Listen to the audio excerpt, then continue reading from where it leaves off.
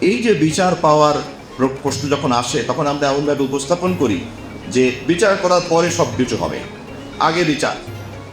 আমরা একই কথা কিন্তু আমরা বলি যে আগে সংস্কার করে নিতে হবে, তারপরে সব কিছু।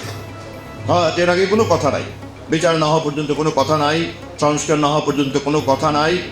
একই কথা কিন্তু আমরা ফেসিবাদের আমলেও শুনেছি, উন্নয়ন আগে সব উন্নয়ন হতে হবে, তারপরে গণতন্ত্র, জনগণ, ভোট ইত্যাদি। বিচার করতে একটি চলমান প্রক্রিয়া। রাষ্ট্র যতদিন থাকবে, সভ্যতা যতদিন থাকবে, ততদিন এর চলমান থাকবে। সংস্কারও একটি চলমান প্রক্রিয়া, চলতেই থাকবে, চলতেই থাকবে। উন্নয়ন একটা চলমান প্রক্রিয়া। অতএব কেউ যেন এটাকে জনগণের অধিকার চর্চার ক্ষেত্রে শর্ত হিসাবে আমরা হাজির না করি। আমি বিশ্বাস করতে চাই অন্তর্বর্তীকালীন সরকারের মধ্যে যাদের কথাটা বলেছেন তারা তা বোঝাতে চেষ্টা করেননি।